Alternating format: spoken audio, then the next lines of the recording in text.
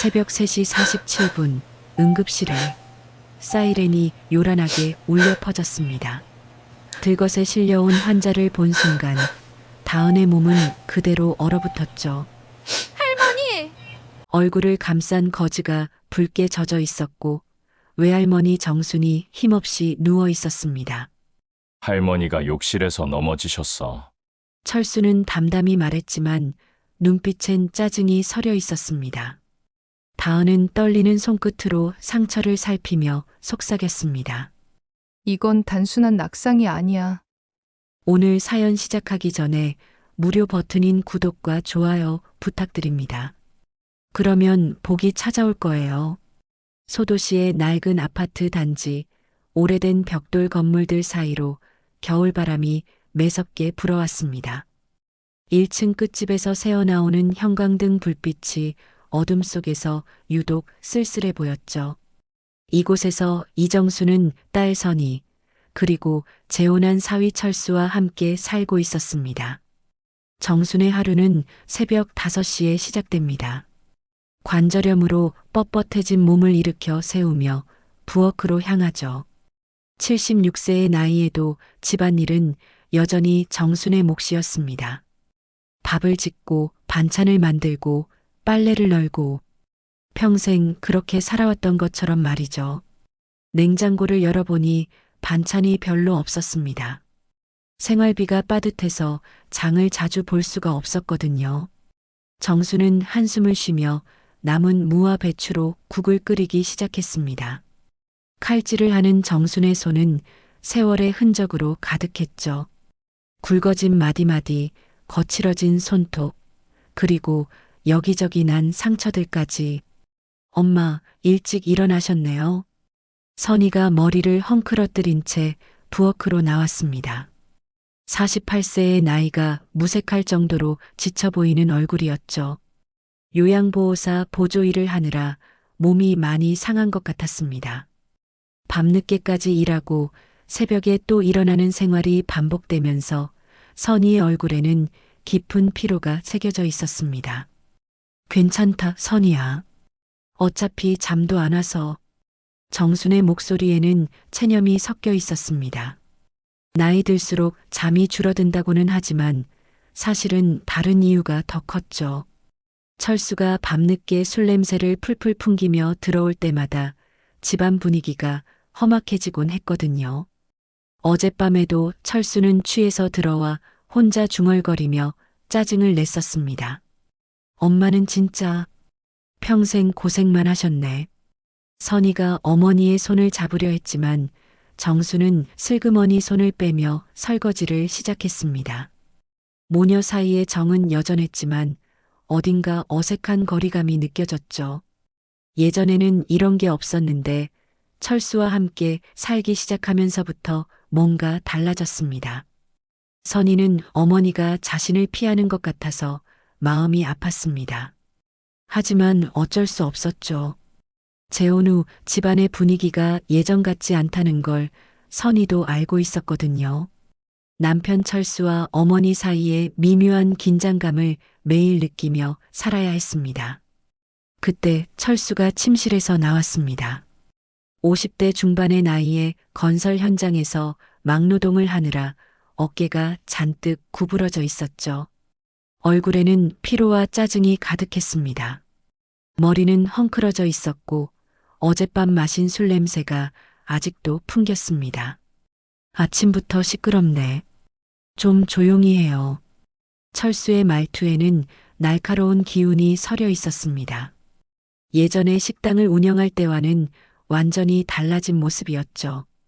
그때는 손님들에게 웃으며 인사하던 사람이었는데 사업 실패로 큰 빚을 지게 되면서부터 철수의 성격도 점점 거칠어졌습니다. 미안해요, 여보. 좀 더 조용히 할게요. 정순이 몸을 움츠리며 말했습니다.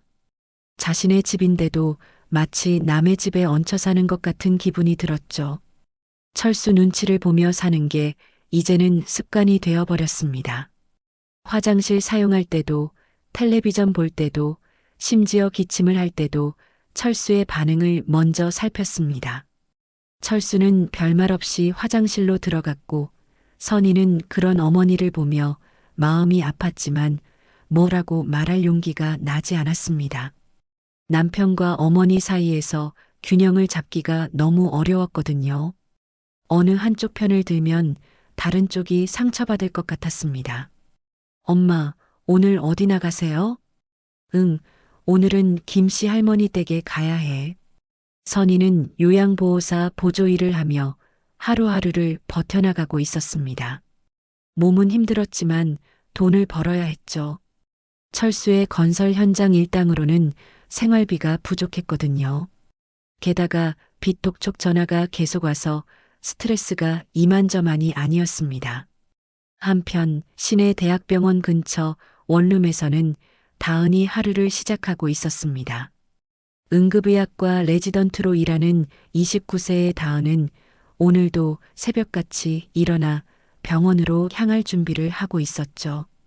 좁은 원룸이지만 깔끔하게 정리되어 있었습니다. 의학 서적들이 책상을 가득 메우고 있었고 벽에는 의대 졸업 사진이 걸려 있었습니다. 거울 앞에서 흰 가운을 입으며 다은은 문득 외할머니 생각이 났습니다. 어릴 적 아버지가 사고로 돌아가신 후 정순의 손에서 자란 기억들이 선명하게 떠올랐죠. 할머니가 밤늦게까지 일하시면서도 자신의 숙제를 봐주시던 모습, 아플 때 밤새 간병해 주시던 모습들이 주마등처럼 스쳐 지나갔습니다. 할머니가 아니었으면 난 여기까지 오지 못했을 거야. 다은은 혼자 중얼거리며 가슴 한편이 먹먹해졌습니다. 의대 등록금부터 생활비까지 모든 것이 외할머니의 희생으로 가능했던 일이었거든요. 정수는 자신의 노후 자금마저 손녀의 학비에 쏟아부었습니다.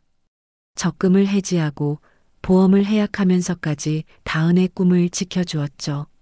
지금은 레지던트가 되어 조금씩 돈을 벌고 있지만 여전히 집안 형편은 어려웠습니다. 레지던트 월급으로는 자신의 생활비도 빠듯했죠. 특히 엄마 선희가 재혼한 후로는 가족관계가 더욱 복잡해졌습니다.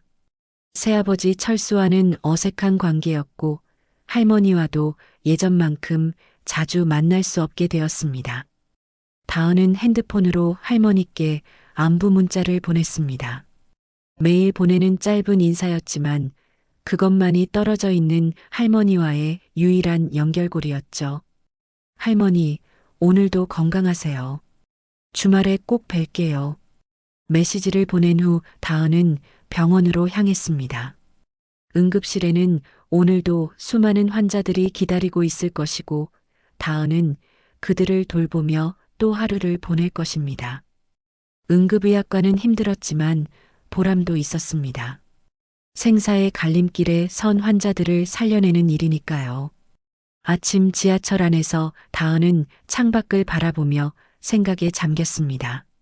할머니는 잘 지내고 계실까? 엄마는 너무 힘들어하지 않을까? 새아버지와는 사이가 좀 나아졌을까? 걱정이 많았지만 어쩔 수 없었죠. 자신도 아직 레지던트 신분이라 마음만큼 도움이 되지 못했거든요. 가난하지만 서로를 사랑하며 버텨온 가족하지만 그 사랑조차 현실의 무게 앞에서는 때로 무력해 보였습니다. 정수는 오늘도 철수의 눈치를 보며 하루를 시작했고 다은은 할머니를 그리워하며 병원으로 향했습니다. 새벽 3시 47분 응급실에 사이렌 소리가 울려 퍼졌습니다.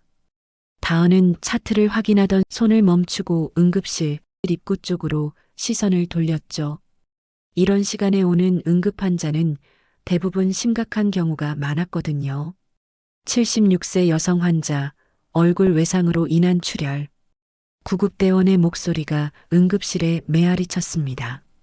들것에 실려온 환자를 보는 순간 다은의 몸이 얼어붙었습니다. 붉게 물든 거즈로 감싸인 얼굴, 그 사이로 보이는 친숙한 눈빛. 할머니? 다은의 입에서 작은 신음이 새어나왔습니다. 믿을 수 없었죠. 응급실 침대에 누워있는 환자가 바로 자신의 외할머니 정순이었으니까요. 하얀 거즈 사이로 스며 나오는 붉은 피가 다은의 가슴을 철렁하게 만들었습니다. 의사 선생님, 이쪽으로 오세요. 간호사의 부름에 다은은 정신을 차리고 환자 침대로 달려갔습니다. 의사로서의 본능이 손녀로서의 감정보다 앞섰죠. 하지만 가까이 다가갈수록 가슴이 더욱 두근거렸습니다. 정순의 얼굴 왼쪽에는 깊은 상처가 있었습니다. 광대뼈 부분부터 턱까지 이어진 긴 열상이었죠. 피가 많이 났는지 거즈가 이미 빨갛게 물들어 있었습니다. 다은은 전문의로서 차분함을 유지하려 했지만 손이 미세하게 떨리는 것을 감출 수 없었습니다. 보호자는 어디 계세요? 다른 간호사가 물었고 그때 선희와 철수가 헐레벌떡 응급실로 뛰어들어왔습니다. 선희는 얼굴이 새하얗게 질려 있었고 철수는 여전히 술 냄새가 나는 상태였죠. 어머니, 괜찮으세요? 선희가 정순의 손을 잡으며 울먹였습니다. 하지만 정순은 의식이 몽롱한 상태였죠. 진통제 때문인지 아니면 충격 때문인지 모르겠지만 눈을 제대로 뜨지 못하고 있었습니다. 다은은 철수를 바라보며 차분히 물었습니다. 하지만 속으로는 이미 무언가 이상하다는 생각이 들기 시작했죠. 어떻게 다치신 건가요? 할머니가 욕실에서 넘어지셨어. 자주 있는 일이야. 철수가 무심하게 대답했습니다. 너무나 담담한 말투였죠. 가족이 이렇게 심하게 다쳤는데도 별로 당황하는 기색이 없었습니다.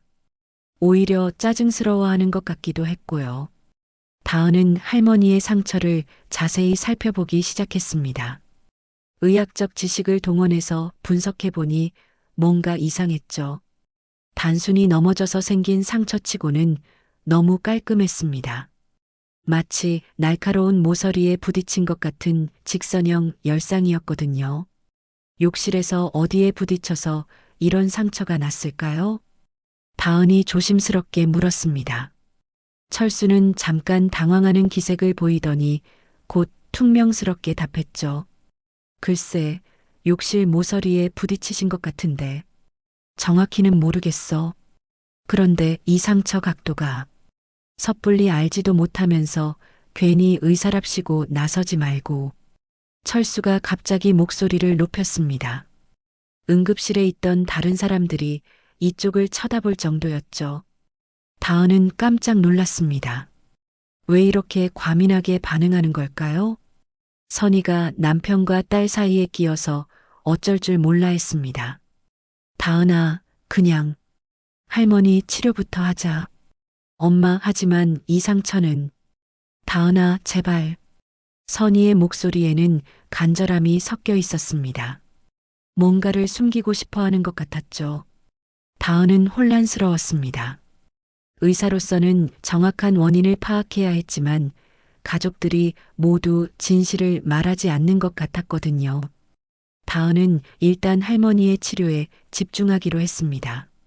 상처를 깨끗이 소독하고 꿰매는 작업을 시작했죠. 정수는 국소마취를 맞고도 아픔을 호소했습니다. 아파. 너무 아파. 정순의 신음소리가 다은의 가슴을 찔렀습니다. 평생 고생하며 살아오신 할머니가 이런 고통까지 겪어야 한다니. 다은은 최대한 조심스럽게 상처를 봉합했습니다. 치료가 끝난 후 다은은 정순을 관찰실로 옮겼습니다. 혹시 모를 뇌진탕이나 다른 합병증을 확인하기 위해서였죠. 그런데 정순을 침대로 옮기는 과정에서 다은은 또 다른 이상한 점을 발견했습니다. 할머니의 팔과 다리에도 여러 멍자국이 있었던 거예요. 새로 생긴 것도 있고 시간이 좀 지난 것도 있었죠. 색깔로 봐서는 다른 시기에 생긴 것들 같았습니다. 할머니, 이 멍들은 언제 생긴 거예요? 다은이 조심스럽게 물었지만 정수는 고개를 젓기만 했습니다. 모르겠다. 나도 모르겠어. 정순의 목소리는 작고 떨리고 있었습니다. 뭔가를 두려워하는 것 같았죠. 다은은 점점 의심이 커졌습니다. 이런 멍자국들이 단순한 낙상으로 생긴 것일까? 철수와 선희는 관찰실 밖에서 기다리고 있었습니다. 다은이 나가자 철수가 다가왔죠. 언제쯤 퇴원할 수 있어? 좀 더 지켜봐야 할 것 같습니다. 뇌CT도 찍어봐야 하고, 뇌CT까지 찍을 필요 있나? 그냥 넘어진 건데. 철수의 말투가 점점 짜증스러워졌습니다. 왜 검사를 받는 것조차 싫어하는 걸까요? 다은은 이상했습니다. 안전을 위해서라도 정밀 검사가 필요해요. 돈만 나가네. 쓸데없이. 철수가 중얼거렸습니다. 선희가 남편의 팔을 잡아당기며 말렸죠. 여보, 그래도 어머니 몸이. 알겠어, 알겠다고. 철수는 화를 내며 밖으로 나가버렸습니다. 담배를 피우러 가는 것 같았죠. 선희는 그런 남편을 바라보며 한숨을 쉬었습니다. 다은은 엄마와 단둘이 남게 되자 조심스럽게 물어봤습니다. 엄마, 할머니가 정말 넘어져서 다친 거예요? 다은아, 할머니 팔다리에 멍자국이 너무 많아요. 이것들이 다 넘어져서 생긴 건 아닌 것 같은데. 선희의 얼굴이 일그러졌습니다. 뭔가 말하고 싶지만 말할 수 없다는 표정이었죠. 다은아, 그냥 넘어가자. 우리 집안이 시끄러워지면 다 힘들어져. 엄마 하지만. 제발 다은아. 엄마 말 좀 들어. 선희의 목소리에는 애원하는 기색이 역력했습니다. 다은은 더 이상 묻지 못했죠. 하지만 마음속으로는 이미 결심하고 있었습니다. 이건 단순한 가정사가 아니야. 할머니의 생명 문제야. 다은은 혼자 중얼거리며 주먹을 꽉 쥐었습니다. 의사로서 그리고 손녀로서 할머니를 지켜야 한다는 사명감이 가슴 깊숙이 자리 잡았죠. 다은은 밤새 할머니 곁을 지키며 잠들지 못했습니다. 정순의 고른 숨소리를 들으며 계속해서 상처 부위를 관찰했죠. 응급의학과에서 수많은 외상 환자를 봐온 경험으로 미루어 볼 때 이 상처는 절대 단순 낙상으로 생긴 것이 아니었습니다. 새벽 6시 다은은 조용히 자리에서 일어나 할머니의 의료진을 확인했습니다. 상처의 각도, 깊이, 그리고 팔다리에 있는 여러 멍자국들의 색깔과 모양을 꼼꼼히 기록했죠. 각각의 멍자국은 서로 다른 시기에 생긴 것들이었고 그 패턴이 너무나 규칙적이었습니다. 이상해. 정말 이상해. 다은은 혼자 중얼거리며 의료진을 들여다봤습니다. 얼굴의 열상은 직선형이었고 팔목의 멍자국은 마치 누군가가 강하게 잡은 듯한 손가락 모양이었죠. 허벅지 안쪽의 멍은 둥근 모양으로 발로 찬 것 같은 형태였습니다. 그때 정순이 깨어났습니다. 다은을 보자 할머니의 눈에 안도의 빛이 스쳤죠. 다은아, 내가 여기 있었구나. 할머니, 아픈 곳은 없으세요? 다은이 할머니의 손을 잡았습니다. 정순의 손은 차갑고 떨리고 있었죠. 단순히 추위 때문만은 아닌 것 같았습니다. 다은아, 할머니가. 정순이 무언가 말하려다가 멈췄습니다. 병실 문이 열리며 철수가 들어왔기 때문이죠. 정수는 즉시 입을 다물고 몸을 움츠렸습니다. 다은은 그런 할머니의 반응이 이상했습니다. 어머니, 밤새 어떠셨어요? 철수가 다가오자 정수는 더욱 긴장하는 모습을 보였습니다. 평소에는 사위에게 친근하게 대하던 정순이 왜 이렇게 경직되어 있을까요? 괜찮다. 괜찮아. 정순의 대답은 짧고 떨리고 있었습니다. 다은은 할머니의 이상한 행동을 놓치지 않았죠. 할머니, 정말 괜찮으세요? 아픈 곳 있으면 말씀하세요. 아니다. 조금 아픈 것뿐 괜찮아. 정수는 고개를 젓으며 답했지만 다은은 할머니의 눈빛에서 두려움을 읽을 수 있었습니다. 무언가를 숨기고 있다는 확신이 들었죠. 철수는 병실을 둘러보며 불만스러운 표정을 지었습니다. 언제 퇴원할 수 있는 거야? 입원비가 만만치 않을 텐데.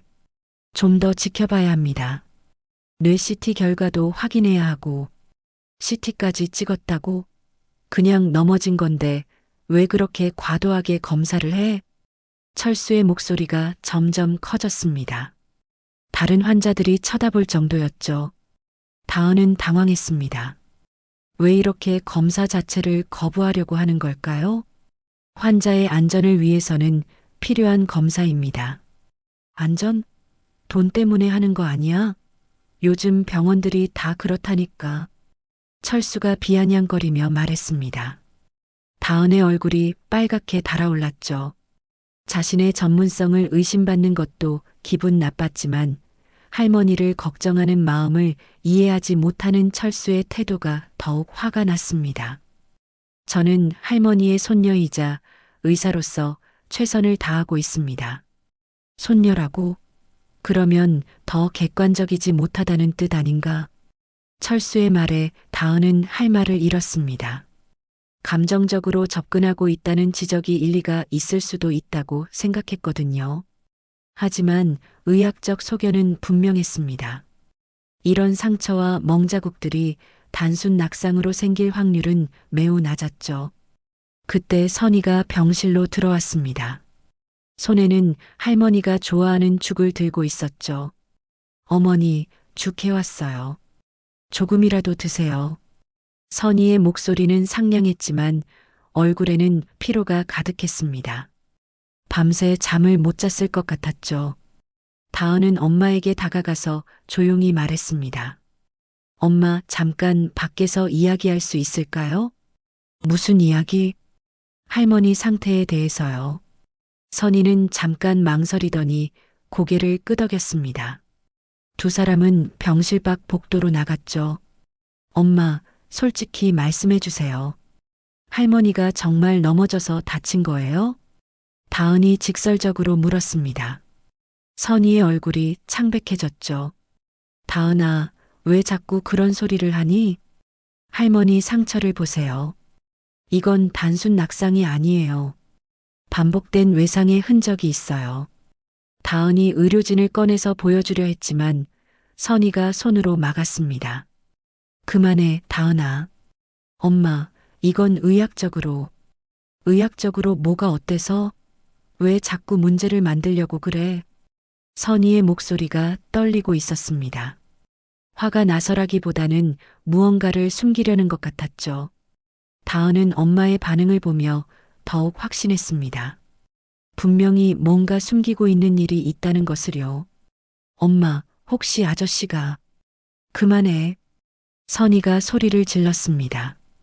복도에 있던 간호사들이 이쪽을 쳐다볼 정도였죠. 다은아, 제발 그만해. 우리 집안이 시끄러워지면 어떡해? 선희의 눈에 눈물이 고였습니다. 다은은 엄마의 모습을 보며 가슴이 아팠지만 포기할 수는 없었습니다. 엄마, 할머니가 위험할 수도 있어요. 이런 상처가 계속 반복되면. 반복? 무슨 반복? 할머니 몸의 멍자국들을 보세요. 서로 다른 시기에 생긴 것들이에요. 이건 우연이 아니야. 다은이 목소리를 낮춰 말했습니다. 선희는 고개를 저으며 눈물을 닦았죠. 다은아, 엄마 말 좀 들어. 우리가 지금 어떤 상황에 있는지 알아? 무슨 상황이요? 아저씨 빚 때문에 우리 집도 경매 넘어갈 상황이야. 그 사람이 일을 못하면 우리는 정말 길바닥에 나앉게 돼. 선희의 고백에 다은은 충격을 받았습니다. 집안 형편이 그렇게 어려운지 몰랐거든요. 그래도 엄마 할머니의 안전이 더 중요하잖아요. 안전? 길바닥에 나앉는 게 안전하다고 생각해? 선희가 반문했습니다. 다은은 할 말을 잃었죠. 경제적 현실과 할머니의 안전 사이에서 엄마가 얼마나 고민하고 있는지 알 수 있었습니다. 그때 병실에서 철수의 목소리가 들렸습니다. 어머니, 괜히 아프다고 하지 마. 의사들이 더 검사하자고 할 텐데. 다은과 선희는 급히 병실로 돌아갔습니다. 철수가 정순 앞에서 뭔가 다그치고 있었죠. 할머니, 어디 아프세요? 다은이 다가가자 정수는 고개를 저었습니다. 아니다, 괜찮다. 하지만 정순의 눈빛은 분명히 도움을 요청하고 있었습니다. 다은은 그 절절한 시선을 놓치지 않았죠. 그 순간 다은은 마음속으로 결심했습니다. 이건 단순한 사고가 아니야. 할머니의 생명 문제야. 다은은 주먹을 꽉 쥐며 속으로 다짐했습니다. 비록 가족들이 모두 반대하더라도 의사로서 그리고 손녀로서 할머니를 지켜내겠다고 말이죠.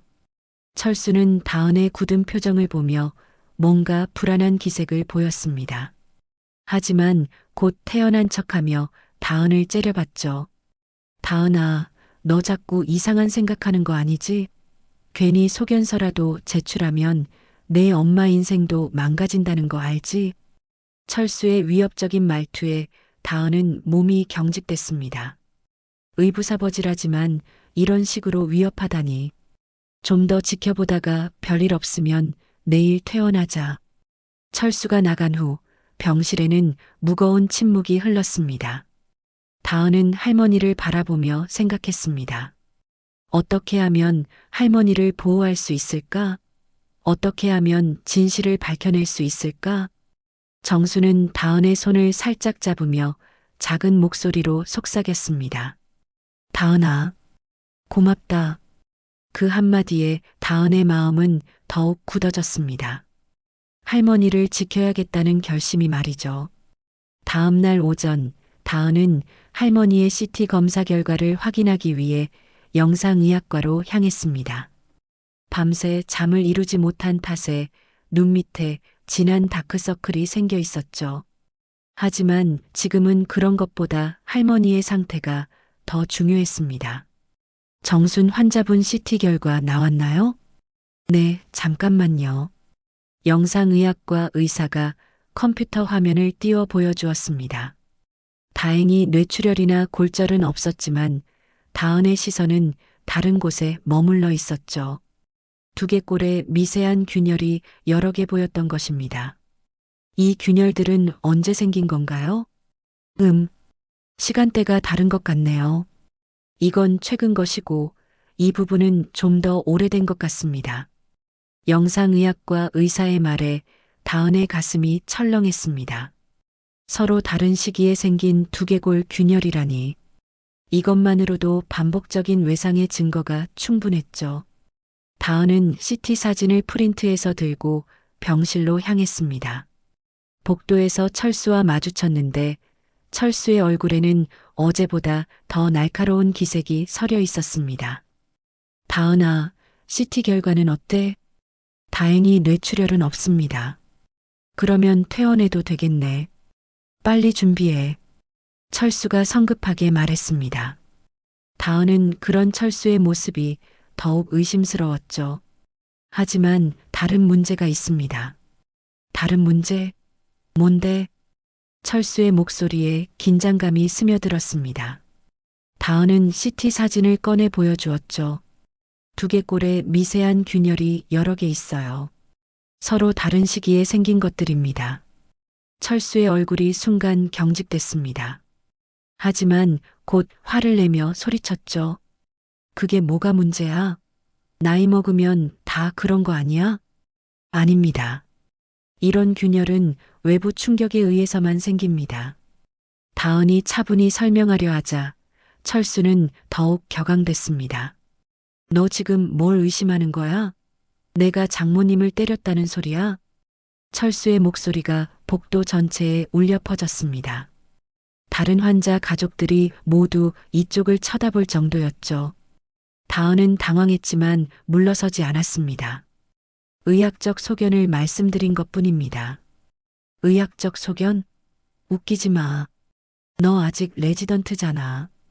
뭘 안다고 함부로 판단해? 철수가 다은을 무시하듯 말했습니다. 그 순간 다은의 자존심이 크게 상했죠. 하지만 더 중요한 것은 할머니의 안전이었습니다. 제가 레지던트라고 해서 의학적 판단이 틀린 건 아닙니다. 아, 진짜 짜증나네. 선이야. 철수가 큰 소리로 선이를 불렀습니다. 병실에서 나온 선이는 남편과 딸이 대치하고 있는 상황을 보고 얼굴이 하얗게 질렸죠. 왜 그래요, 여보? 너네 딸이 나를 범죄자 취급하고 있어. 철수가 억울하다는 듯이 말했습니다. 선이는 다은을 바라보며 애원하는 눈빛을 보냈죠. 다은아, 무슨 일이야? 엄마, CT 결과에서. 그만해, 다은아. 제발. 선이가 다은의 말을 막았습니다. 하지만 다은은 포기할 수 없었죠. 엄마, 이건 할머니의 생명과 관련된 문제예요. 생명? 과장하지 마. 할머니는 멀쩡하게 살아계시잖아. 철수가 비웃듯 말했습니다. 그때 병실에서 정순의 신음소리가 들렸어요. 아파. 머리가 아파. 세 사람은 급히 병실로 들어갔습니다. 정순이 머리를 감싸며 고통스러워하고 있었죠. 할머니, 어디가 아프세요? 다은이 다가가자 정수는 떨리는 손으로 뒤통수 부분을 가리켰습니다. 여기가 아파. 다은은 정순의 뒤통수를 조심스럽게 만져보았습니다. 부어있는 것이 느껴졌죠. 어제는 없던 증상이었습니다.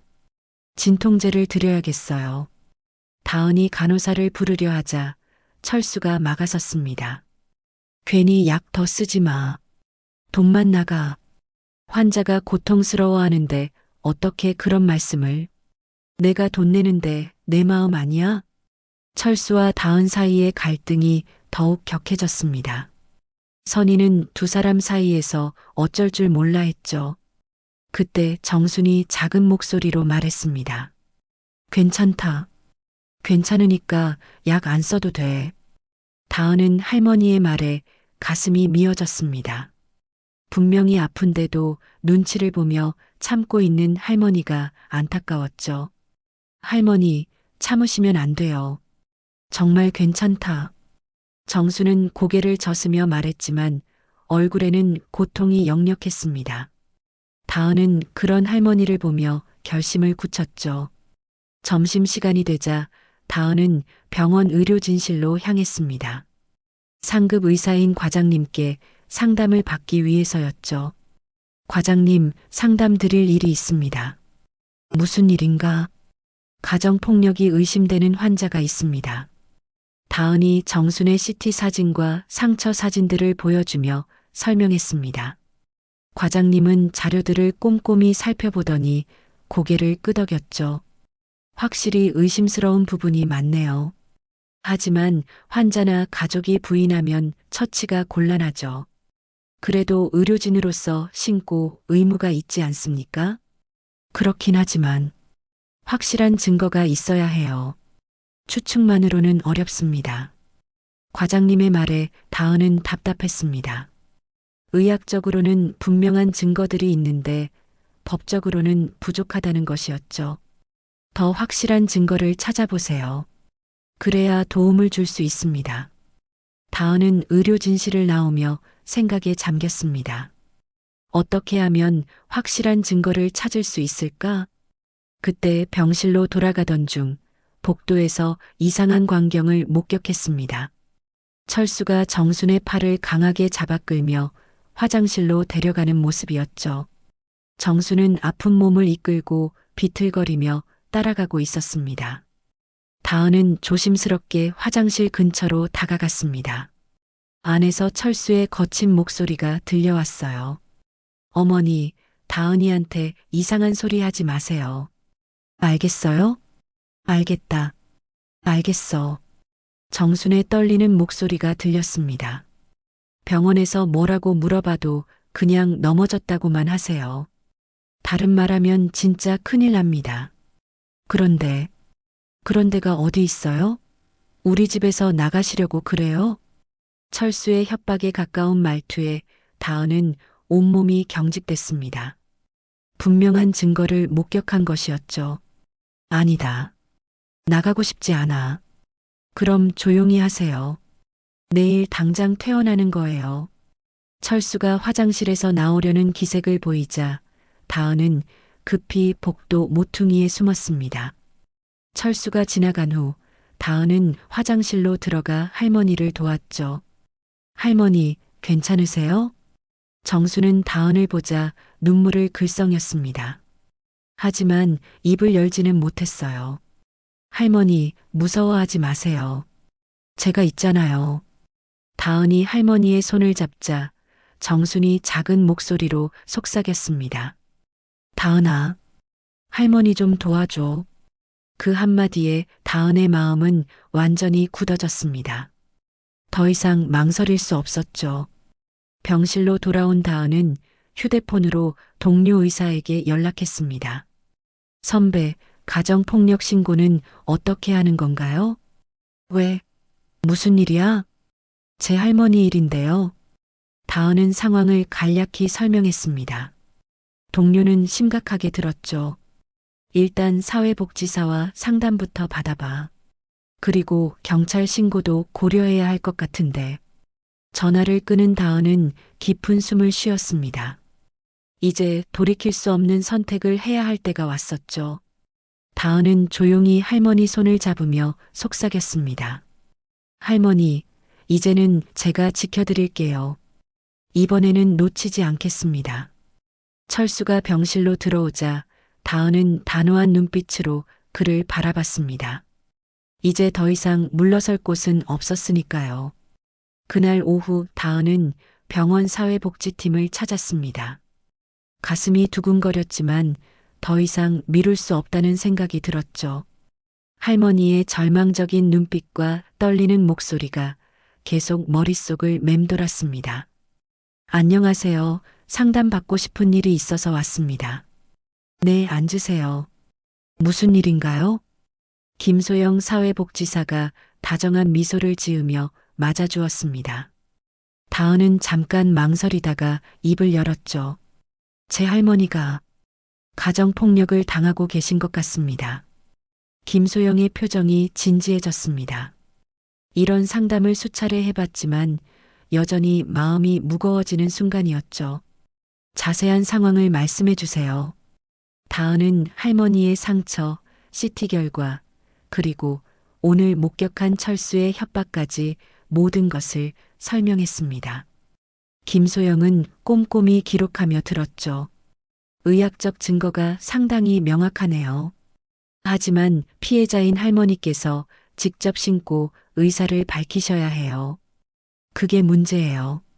할머니가 너무 무서워하세요. 그런 경우가 대부분입니다. 경제적 의존, 보복에 대한 두려움 때문이죠. 김소영이 안타까운 표정으로 말했습니다. 다은은 답답했지만 이해가 되었죠. 할머니 입장에서는 갈 곳이 없으니까요. 그럼 어떻게 해야 하나요? 일단 응급보호 조치를 신청할 수 있어요. 그리고 할머니를 설득해서 직접 상담을 받아보시도록 하세요. 다은은 고개를 끄덕이며 자리에서 일어났습니다. 이제 할머니를 설득해야 했죠. 병실로 돌아가는 길에 다은은 철수와 마주쳤습니다. 철수의 얼굴에는 여전히 불만이 가득했어요. 다은아, 내일 퇴원하는 거 맞지? 아직 의사소견을 더 봐야 할 것 같은데요. 뭘 더 봐? 멀쩡하잖아. 철수가 짜증스럽게 말했습니다. 그때 선희가 나타났죠. 다은아, 잠깐 이야기할 수 있을까? 선희는 다은을 복도 끝으로 데리고 갔습니다. 아무도 없는 곳에서 선희가 입을 열었어요. 다은아, 제발 그만둬. 엄마, 뭘 그만두라는 거예요? 너 지금 뭔가 계획하고 있는 거 알아? 엄마가 바보가 아니야. 선희의 목소리에는 간절함이 섞여 있었습니다. 다은은 엄마의 눈을 바라보며 말했죠. 엄마, 할머니가 위험해요. 위험? 그 사람이 장모님을 죽이려고 하는 것도 아니고. 엄마, 이런 말씀하시면 안 돼요. 다은이 목소리를 높이자 선희도 감정이 격해졌습니다. 그럼 뭐 어쩌라고? 우리가 길바닥에 나앉으면 그때는 만족할 거야? 엄마의 안전도 걱정돼요. 내 안전? 아저씨가 엄마한테도 폭력을 쓰는 거 아니에요? 선희의 얼굴이 순간 경직됐습니다. 뭔가 찔린 것 같은 표정이었죠. 그런 건 아니야. 정말요? 엄마 팔에 있는 멍자국은 뭐예요? 다은이 선희의 소매를 걷어 올리자 팔목에 손가락 자국 같은 멍이 선명하게 보였습니다. 선희는 급히 소매를 내렸죠. 이건 일하다가 생긴 거야. 엄마, 거짓말하지 마세요. 다은의 목소리가 떨렸습니다. 할머니뿐만 아니라 엄마도 피해자였던 거예요. 다은아, 우리가 살아갈 방법이 이거밖에 없어. 이해해줘. 선희가 눈물을 흘리며 말했습니다. 다은은 엄마를 안아주고 싶었지만 지금은 단호해야 할 때였죠. 엄마, 이렇게 살면 안 돼요. 할머니도 엄마도 모두 위험해요. 그럼 어떻게 하라고? 나이 50에 혼자 살아갈 자신 없어. 선희의 절망적인 말에 다은은 가슴이 미어졌습니다. 하지만 포기할 수는 없었어요. 제가 도와드릴게요. 일단 할머니부터 안전한 곳으로 모시고. 안 돼. 선희가 소리를 질렀습니다. 복도에 있던 사람들이 쳐다볼 정도였죠. 다은아, 제발 가만히 있어. 괜히 일을 크게 만들지 마. 그때 철수가 다가왔습니다. 두 모녀의 대화를 들었는지 얼굴이 일그러져 있었어요. 뭔 소리를 그렇게 크게 하고 있어? 아무것도 아니에요. 선희가 당황하며 대답했습니다. 철수는 다은을 째려보며 말했죠. 다은아, 너 진짜 가만 안 둘 거야. 괜히 소견서라도 제출하면 내 엄마 인생도 망가진다는 거 명심해. 제 엄마한테 왜 화를 내세요? 화? 이게 화야? 진짜 화내는 건 따로 있어. 철수가 위협적으로 말했습니다. 다은은 온몸이 긴장됐지만 물러서지 않았어요. 지금 저를 위협하시는 거예요? 위협? 사실을 말하는 거지. 너희 모녀가 나 때문에 먹고 살고 있다는 걸 잊지 마. 철수의 말에 선희는 더욱 움츠러들었습니다. 경제적 종속 관계를 노골적으로 이용하고 있었죠. 다은은 더 이상 참을 수 없었습니다. 병실로 돌아가서 할머니와 대화를 나누기로 했어요. 할머니, 저랑 이야기할 수 있을까요? 정수는 고개를 끄덕였습니다. 다은은 주변을 살피고 조용한 목소리로 말했죠. 할머니, 솔직히 말씀해 주세요. 아저씨가 할머니한테 폭력을 쓰는 거 맞죠? 정순의 눈에 눈물이 고였습니다. 한참을 망설이던 정순이 작은 목소리로 대답했어요. 다은아, 할머니가 어떻게 말해야 할지 모르겠다. 할머니, 저를 믿고 말씀해 주세요. 그 사람이 화나면 할머니한테 화풀이를 해. 때리고 밀치고. 정순의 고백에 다은의 가슴이 터질 것 같았습니다. 역시 맞았던 거예요. 왜 지금까지 참으셨어요? 갈 곳이 없어. 그리고 선희한테 피해 줄까봐. 할머니, 이대로 두면 더 위험해져요. 정수는 고개를 저었습니다. 포기하고 싶어 하는 것 같았어요. 할머니는 이제 살 날도 얼마 안 남았어. 그냥 참고 살 거야. 그런 말씀하지 마세요. 할머니한테는 존엄하게 살 권리가 있어요. 다은이 할머니의 손을 꼭 잡았습니다. 정수는 눈물을 훔치며 말했죠. 다은아, 할머니를 위해서 그만둬. 내가 나서면 너도 위험해질 수 있어. 할머니, 저는 의사예요. 환자를 보호하는 게 제 의무입니다. 하지만, 그리고 저는 할머니의 손녀이기도 해요. 할머니를 지키는 게 당연하잖아요. 다은의 단호한 말에 정수는 더 이상 말할 수 없었습니다. 눈물만 흘렸죠. 그때 병실 문이 열리며 철수가 들어왔습니다. 할머니와 손녀가 대화하는 모습을 보고 의심스러운 눈빛을 보냈어요. 뭔 이야기를 그렇게 심각하게 하고 있어? 할머니 컨디션 확인하고 있었어요. 다은이 담담하게 대답했습니다. 철수는 여전히 의심스러워했지만 더 이상 묻지는 않았죠. 어머니, 내일 아침 일찍 퇴원할 거니까 준비하세요. 응. 정순의 대답은 힘이 없었습니다. 다은은 그런 할머니를 보며 마음이 아팠어요. 철수가 나간 후 다은은 결심을 굳혔습니다. 내일 아침까지 시간이 얼마 없었죠. 지금 행동하지 않으면 할머니를 잃을지도 모른다는 생각이 들었습니다. 다은은 휴대폰을 꺼내 사회복지사에게 연락했습니다. 소영 선생님, 저 김다은입니다. 내일 아침 긴급보호조치 신청하겠습니다. 네, 알겠습니다. 관련 서류 준비해 두겠습니다. 전화를 끊은 다은은 할머니를 바라봤습니다. 정순도 다은을 바라보고 있었죠. 할머니, 제가 지켜드릴게요. 정순은 아무 말하지 않았지만 눈빛으로 고마움을 표현했습니다. 다은은 그 눈빛을 놓치지 않았어요. 이제 내일이면 모든 것이 결정될 것이었습니다. 다은은 마지막까지 할머니를 지켜내겠다고 다짐했죠.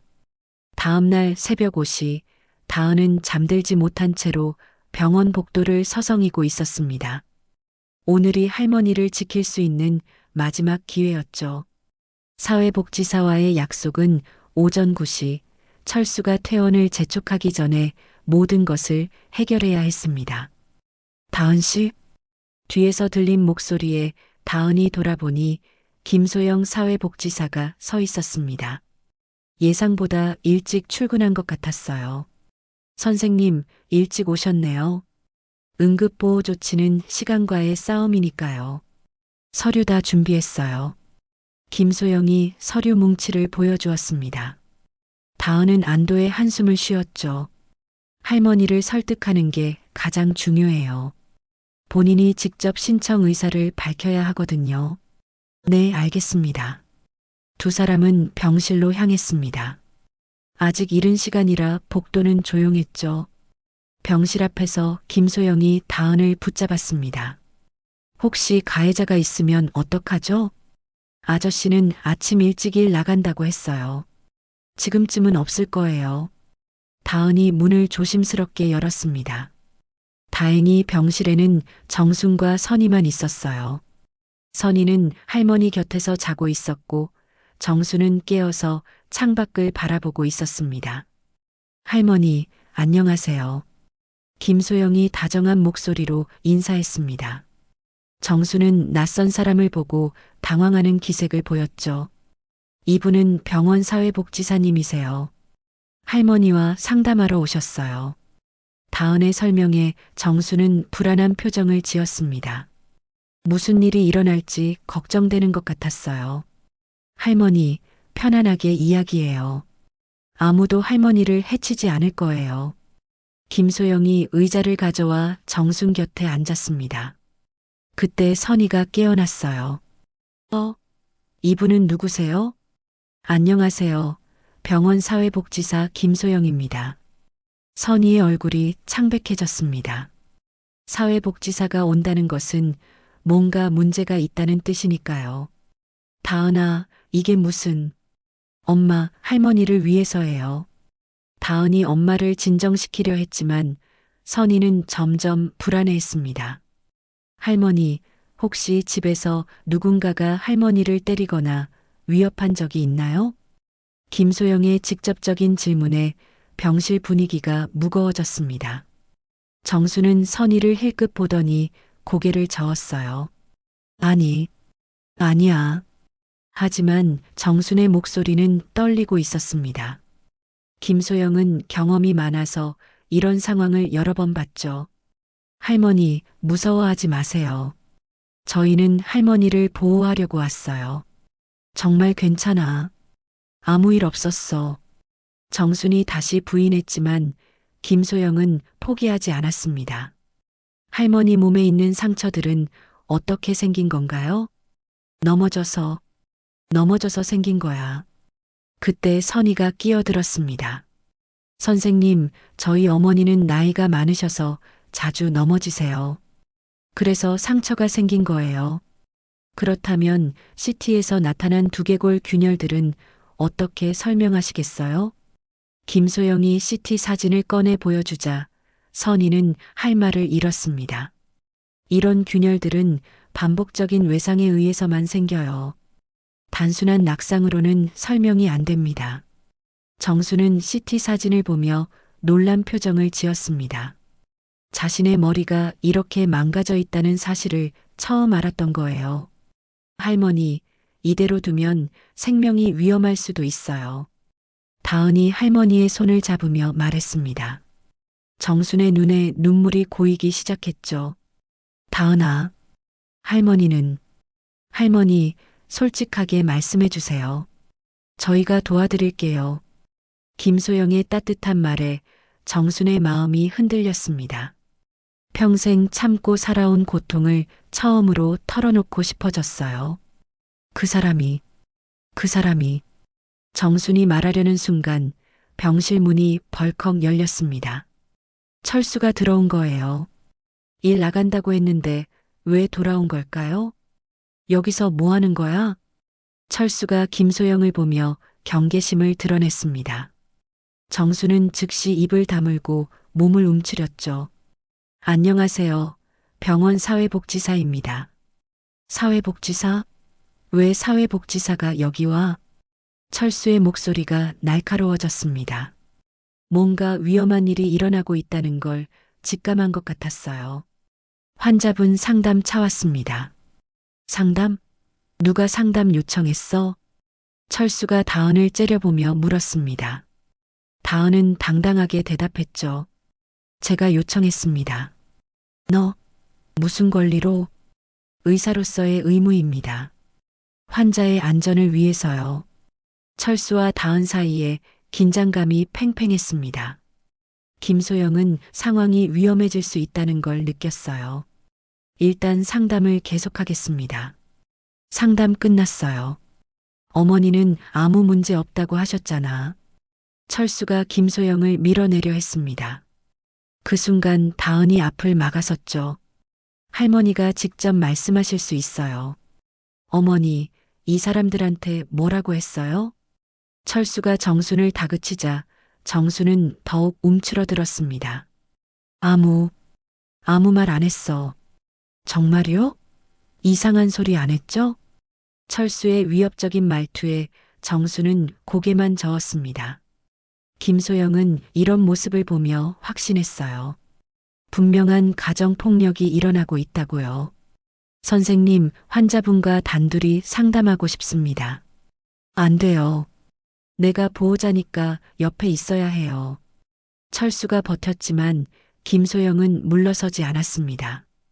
법적으로 환자에게는 상담받을 권리가 있습니다. 법적으로? 뭔 법이야? 그때 선희가 남편을 말렸습니다. 여보, 그만해요. 사람들이 다 쳐다봐요. 실제로 복도에 있던 환자들과 의료진들이 병실 쪽을 바라보고 있었습니다. 철수는 주변을 둘러보더니 톤을 낮췄죠. 어쨌든 상담은 끝났어요. 어머니, 퇴원 준비하세요. 아직 퇴원 허가가 안 났는데요. 다은이 말했지만 철수는 들은 척도 안 했습니다. 허가 안 나면 자의퇴원하면 되잖아. 철수가 정순의 짐을 챙기기 시작했습니다. 정순은 어쩔 줄 몰라 하며 철수의 눈치만 봤어요. 그때 김소영이 결단을 내렸습니다. 긴급보호 조치를 신청하겠습니다. 뭐? 철수가 깜짝 놀라며 돌아봤습니다. 가정폭력방지법에 의한 긴급보호 조치입니다. 환자분의 안전을 위해 필요합니다. 가정폭력? 누가 가정폭력을 했다는 거야? 철수가 흥분하며 소리쳤습니다. 하지만 김소영은 침착했어요. 의학적 증거들이 충분합니다. 경찰에 신고하겠습니다. 경찰? 이 미친. 철수가 욕설을 내뱉으려다가 참았습니다. 주변에 사람들이 많았거든요. 다은은 김소영의 단호한 모습을 보며 안도했습니다. 드디어 전문가가 나서서 할머니를 보호해 주는 것이었죠. 할머니, 이제 안전해요. 다은이 정순의 손을 잡으며 속삭였습니다. 정순은 아직도 겁에 질린 표정이었지만 조금씩 안도하는 기색이 보였어요.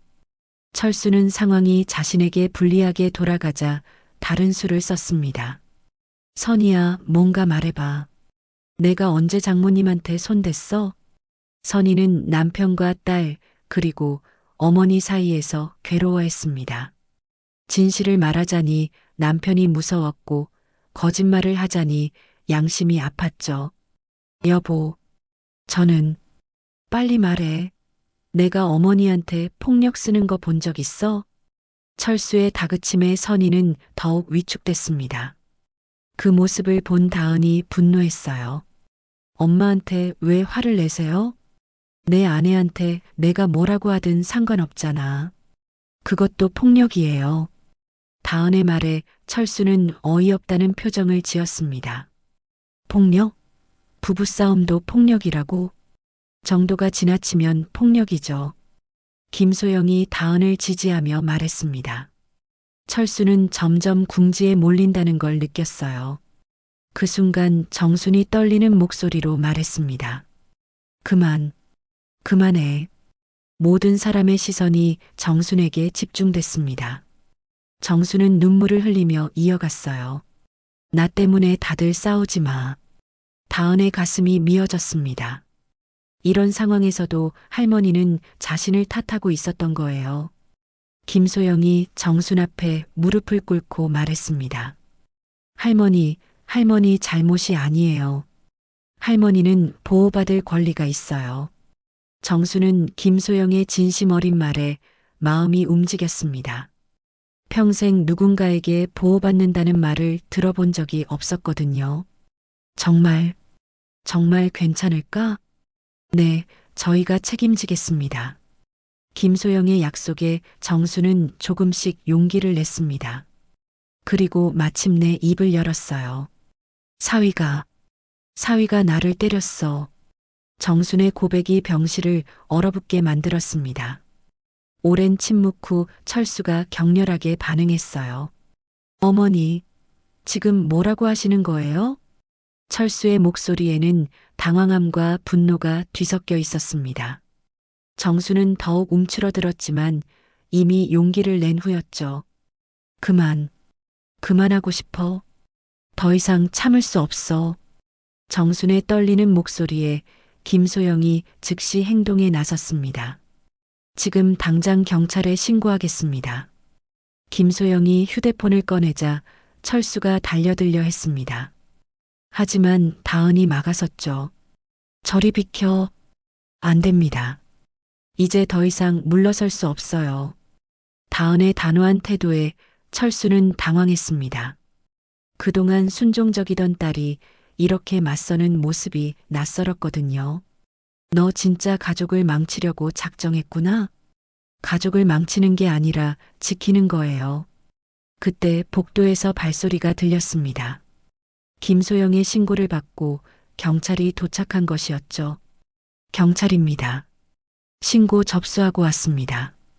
2명의 경찰관이 병실로 들어왔습니다. 철수의 얼굴이 창백해졌어요.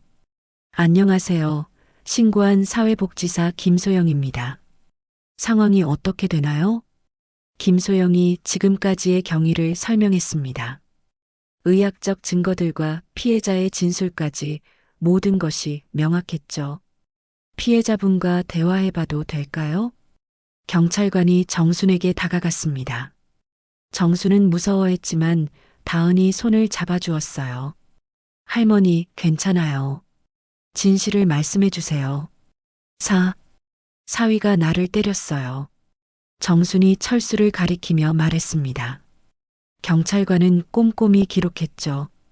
언제부터 폭행이 있었나요? 몇 달 전부터. 술 마시고 들어오면 화풀이를. 정순의 증언에 철수는 발광했습니다. 거짓말이야. 어머니가 치매기가 있어서 헛소리 하시는 거야.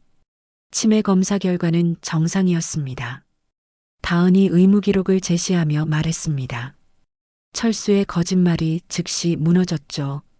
박철수 씨, 혐의를 부인하시는 거군요. 당연하지. 나는 장모님한테 손가락 하나 댄 적 없어. 철수가 억울하다는 듯이 소리쳤습니다. 하지만 경찰관은 이미 충분한 증거를 확인했어요. 일단 조사를 위해 동행해 주세요. 조사? 뭔 조사야? 증거도 없으면서. 의학적 증거가 충분합니다. 그리고 피해자 진술도 있고요. 경찰관의 말에 철수는 절망했습니다. 그때 선희가 끼어들었어요. 잠깐만요. 이건 오해예요. 모든 사람이 선희를 바라봤습니다. 다은의 가슴이 철렁했죠. 설마 엄마가 철수 편을 들려는 건 아니겠죠? 제 남편은 그런 사람이 아니에요. 선희의 말에 다은은 믿을 수 없었습니다. 엄마, 지금 뭐라고 하시는 거예요? 다은아, 내가 오해하고 있어. 철수 씨는 어머니한테 그런 짓 안 했어. 선희가 남편을 감싸자 철수의 얼굴에 희망이 스쳤습니다. 맞지? 내 아내도 내가 그런 일 안 했다고 하잖아. 하지만 경찰관은 흔들리지 않았습니다. 부인이 남편을 감싸는 건 자연스러운 일입니다. 하지만 증거는 명확해요. 무슨 증거? 그때 다은이 나섰습니다. CT상 두개골 균열, 팔다리의 반복적 멍자국, 그리고 어제 목격한 협박 장면까지. 다은이 하나씩 나열하자 철수의 얼굴이 점점 어두워졌습니다. 협박? 무슨 협박? 화장실에서 할머니를 위협하면서 입 다물라고 한 건 말이에요. 다은의 증언에 철수는 당황했습니다. 그런 장면을 들켰다는 걸 몰랐거든요. 그건 오해야. 어떤 부분이 오해인가요? 경찰관이 냉정하게 물었습니다. 철수는 할 말을 잃었어요. 선희가 다시 나섰습니다. 경찰관님, 저희 남편이 힘든 상황이라서 그래요. 사업 실패하고 빚까지 져서. 그것이 폭력을 정당화할 수는 없습니다. 경찰관의 단호한 말에 선희는 더 이상 할 말이 없었습니다. 박철수 씨, 동행하겠습니다. 경찰관이 수갑을 꺼내자 철수가 발악했습니다. 안 돼. 나 억울해. 진짜 안 했다고. 하지만 경찰관은 철수를 제압했습니다. 병실이 아수라장이 됐죠. 여보. 선희가 울부짖으며 남편에게 달려갔습니다. 다은은 그런 엄마를 보며 복잡한 심정이었어요. 엄마, 이게 맞는 일이에요. 맞는 일? 우리 가정이 파탄나는 게 맞는 일이야? 선희가 다은을 원망스럽게 바라봤습니다. 다은의 가슴이 아팠지만 물러설 수 없었어요. 할머니가 더 소중해요. 철수가 끌려가면서 마지막으로 소리쳤습니다. 다은아, 너 때문에 우리 가족이 망했어. 후회할 거야. 철수의 협박에도 다은은 흔들리지 않았습니다. 할머니가 안전해지는 게 더 중요했거든요. 경찰이 철수를 데리고 나간 후 병실에는 정적이 흘렀습니다. 선희는 바닥에 주저앉아 울고 있었고 정수는 아직도 겁에 질린 표정이었어요.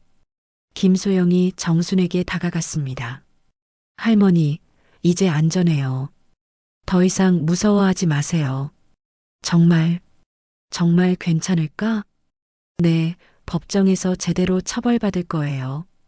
정수는 김소영의 말에 조금씩 안도했습니다.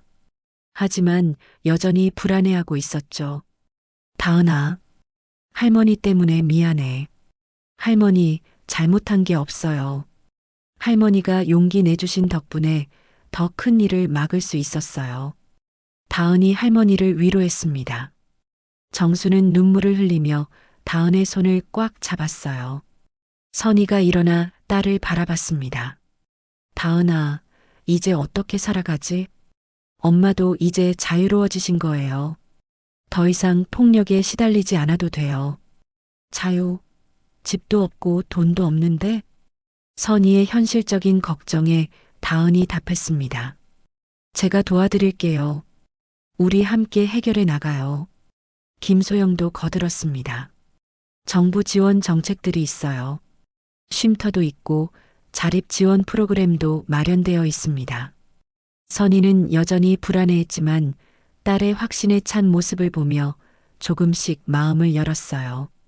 그날 오후 법원에서 임시보호 명령이 내려졌습니다. 철수는 정순에게 접근할 수 없게 됐죠.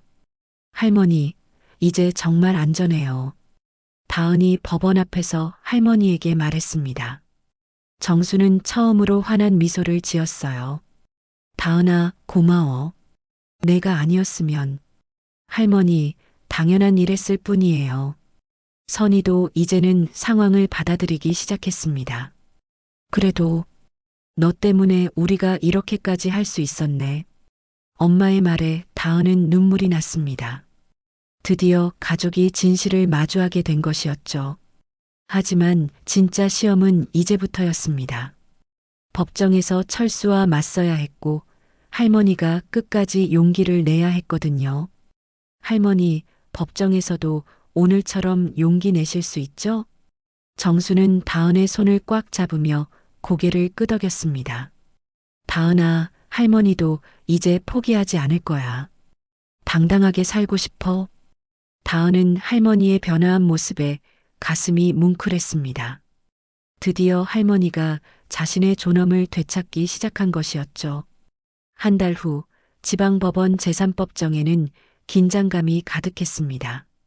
가정폭력 사건의 공판이 열리는 날이었죠. 다은은 정순의 손을 잡고 증인석 근처에 앉아 있었습니다. 할머니의 손은 여전히 떨리고 있었지만 한 달 전과는 다른 의연함이 느껴졌어요. 할머니, 괜찮으세요? 응, 괜찮다. 이제는 두렵지 않아. 정순의 목소리에는 이전에 없던 힘이 실려 있었습니다. 임시보호시설에서 지낸 한 달 동안 상당히 회복된 것 같았죠. 얼굴에 상처도 많이 나았고 무엇보다 눈빛이 달랐습니다. 법정문이 열리며 철수가 들어왔습니다. 수갑을 찬 채로 말이죠. 철수는 가족들을 바라보며 여전히 억울하다는 표정을 지었어요. 피고인 박철수, 변호인과 함께 피고인석에 앉으세요. 판사의 지시에 따라 철수가 자리에 앉았습니다. 그의 변호인은 국선 변호사였죠. 경제적 여건이 어려워 사선 변호사를 선임하지 못했던 거예요. 검사님, 기소 사실을 읽어주세요. 검사가 일어나서 기소장을 읽기 시작했습니다. 가정폭력 범죄의 처벌 등에 관한 특례법 위반, 상해죄 등의 혐의가 차례로 나열됐죠. 피고인 박철수는 2024년 10월부터 2025년 1월까지 약 3개월간 장모인 이정순에게 반복적으로 폭력을 행사했습니다. 검사의 설명이 계속되자 철수가 고개를 저었습니다. 여전히 혐의를 부인하고 있었어요. 피고인, 혐의를 인정하십니까? 아닙니다, 판사님. 저는 장모님한테 손가락 하나 댄 적 없습니다. 철수의 부인의 정순이 몸을 떨었습니다. 다은이 할머니의 손을 더 꽉 잡아주었죠. 그러면 증인신문을 시작하겠습니다. 피해자 이정순님, 증언대로 나오세요. 정순이 떨리는 다리로 증언대에 올랐습니다. 다은은 할머니를 응원하는 마음으로 바라봤어요. 증인은 피고인과 어떤 관계입니까? 사위, 딸의 재혼 상대입니다. 정순의 목소리는 작았지만 또렷했습니다. 피고인이 증인에게 폭력을 행사한 적이 있습니까? 네, 있습니다. 정순의 답변에 철수가 발끈했습니다. 거짓말입니다. 판사님, 저는 정말. 피고인은 조용히 하세요. 판사의 제지에 철수는 입을 다물었지만 여전히 불만스러워했어요. 구체적으로 어떤 폭력을 당했는지 말씀해 주세요. 정수는 잠깐 망설이더니 천천히 입을 열었습니다. 처음에는 밀치는 정도였어요. 술 마시고 들어와서 화가 나면. 언제부터 시작되었습니까? 작년 가을쯤부터요. 그 사람 사업이 실패하고 빚이 늘어난 뒤부터. 정순의 증언이 계속되자 법정 분위기가 무거워졌습니다. 철수의 변호인이 일어섰어요. 증인께서는 나이가 많으셨는데 기억이 정확하십니까? 네, 정확합니다. 하지만 가끔 깜빡하거나 헷갈리는 일은 없으셨나요? 변호인의 유도신문에 정수는 당당하게 답했습니다. 제 기억은 정확해요. 맞은 일을 어떻게 잊겠어요? 정순의 단호한 답변에 변호인도 더 이상 추궁하지 못했습니다. 다음으로 다은이 증언대에 섰습니다. 증인은 피해자와 어떤 관계입니까? 외손녀이자 담당 의사입니다. 의학적으로 어떤 소견을 보았습니까? 다은은 미리 준비한 자료를 꺼냈습니다. CT 사진과 상처 부위 사진들이었죠. 두개골에 서로 다른 시기에 생긴 균열들이 확인됩니다. 이는 반복적인 외상의 명확한 증거입니다. 다은의 전문적인 설명에 법정이 조용해졌습니다. 판사도 CT 사진을 유심히 살펴봤어요. 이런 상처들이 낙상으로도 생길 수 있지 않습니까? 철수의 변호인이 물었습니다. 낙상으로는 이런 패턴의 상처가 생기지 않습니다. 특히 손목과 팔뚝의 멍자국은 누군가가 강하게 잡은 흔적입니다. 다은의 명쾌한 답변에 변호인은 더 이상 반박하지 못했습니다. 마지막으로 김소영 사회복지사가 증언했습니다. 피해자를 처음 만났을 때 어떤 상태였습니까? 극도로 위축되어 있었고 가해자를 매우 두려워했습니다. 전형적인 가정폭력 피해자의 모습이었어요. 가해자의 행동은 어땠습니까? 피해자가 진실을 말하는 것을 극도로 막으려 했습니다. 그리고 경제적 종속 관계를 이용해 협박했어요. 김소영의 증언까지 끝나자 검사가 최종 의견을 개진했습니다.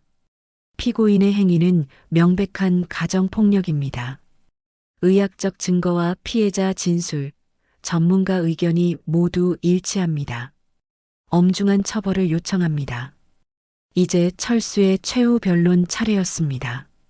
철수가 떨리는 목소리로 말했어요. 판사님, 저는 정말 억울합니다. 장모님을 때린 적이 없어요. 하지만 철수의 말에는 더 이상 설득력이 없었습니다. 너무나 명확한 증거들 앞에서 말이죠. 제가 힘들어서 그랬어요. 빚에 시달리고 일도 제대로 안 되고 그래도 때린 건 아니에요.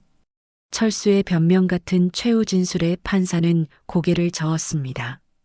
판결을 선고하겠습니다. 법정이 숨을 죽였습니다. 정수는 다은의 손을 꽉 잡고 있었어요. 피고인 박철수에게 징역 1년 6개월을 선고합니다. 또한 피해자에 대한 접근금지 명령을 2년간 내립니다. 판결이 나오자 철수는 주저앉았습니다.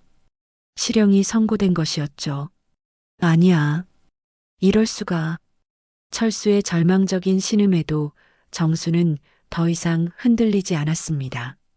오히려 안도의 표정을 지었어요.